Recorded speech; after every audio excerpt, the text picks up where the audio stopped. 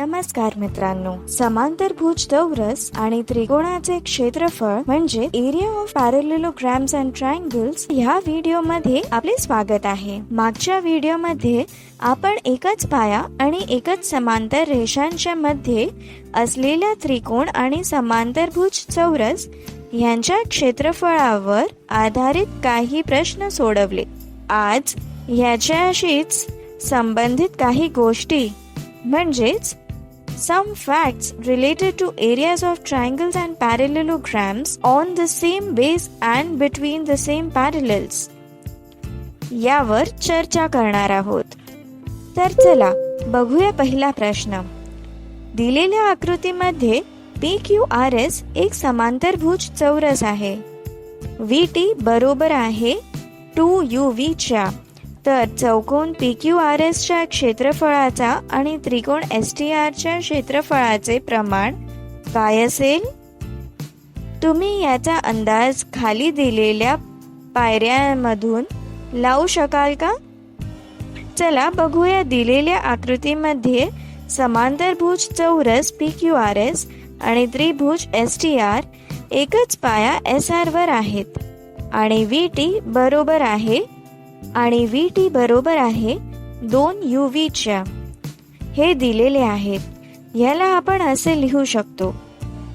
याला आपण समीकरण 1 मानूया. आता आपण पहिले चौकोन PQRS च्या क्षेत्रफळाच्या संबंधित बघूया. समांतरभुज चौरसाचे क्षेत्रफळ हे पाया गुणिले उंची असते. इथे पाया SR आणि उंची UV आहे.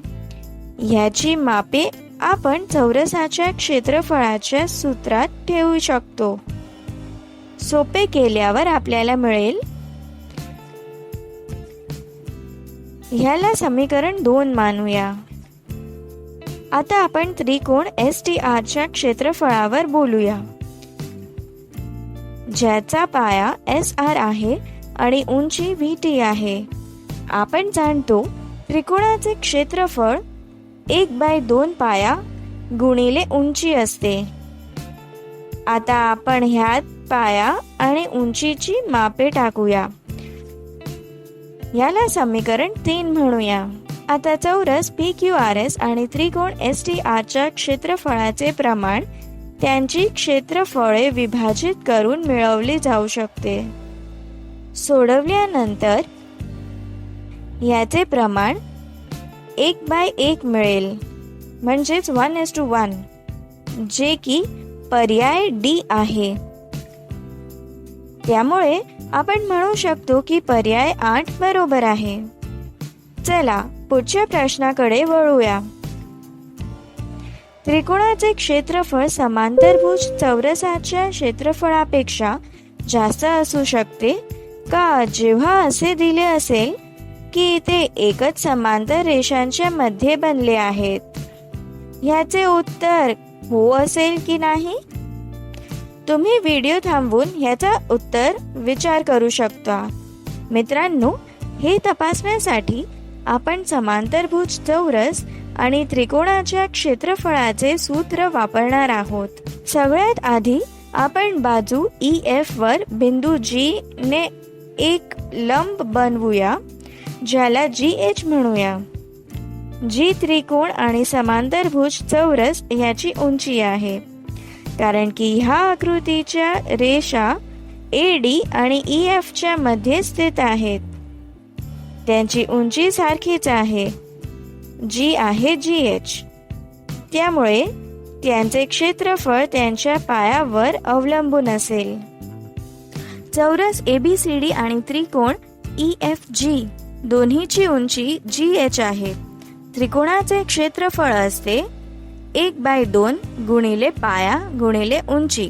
याला आपण लिहू शकतो की 1/2 गुणिले EF गुणिले GH.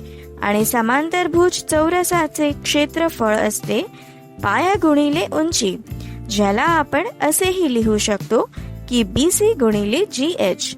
जर त्रिकोणाचा आणि समांतरभुज चौरसाचा पाया एकच असेल तर त्रिकोणाचे क्षेत्रफळ समांतरभुज चौरसाच्या अर्धे असेल.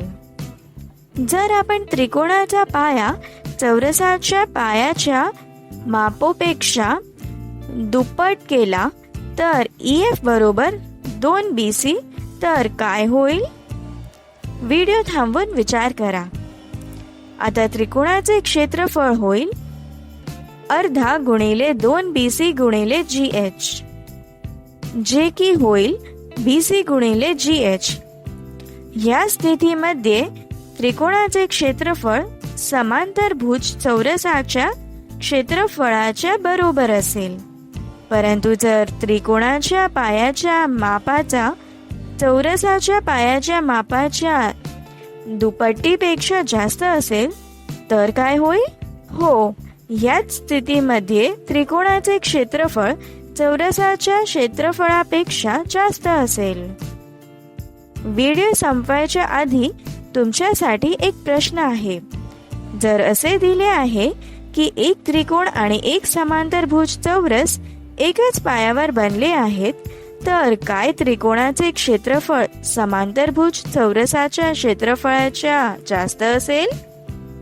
क्रियाकलापच्या द्वारा याच्या उत्तरापर्यंत पोहोचायचा प्रयत्न करा. एका समांतर चौरसाच्या आधारावर अनेक त्रिकोणाच्या रचना करा आणि हे समजण्याचा प्रयत्न करा की त्यापैकी कोणत्या स्थितीमध्ये त्रिकोणाचे क्षेत्रफळ समांतरभुज चौरसाच्या क्षेत्रफळाच्या पेक्षा जास्त असेल. या प्रश्नाचे उत्तर तुम्ही तुमचे शिक्षक आणि वर्गमित्र यांची मदत घेऊन शोधा. मित्रांनो, याच बरोबर हे सत्र इथेच संपूया. या सत्रात आपण एकच पाया आणि एकच समांतर रेषेमध्ये असलेल्या त्रिकोण आणि समांतरभुज चौरसाचे क्षेत्रफळावर आधारित काही गोष्टींवर चर्चा केली. तर भेटूया पुढच्या व्हिडिओमध्ये. धन्यवाद.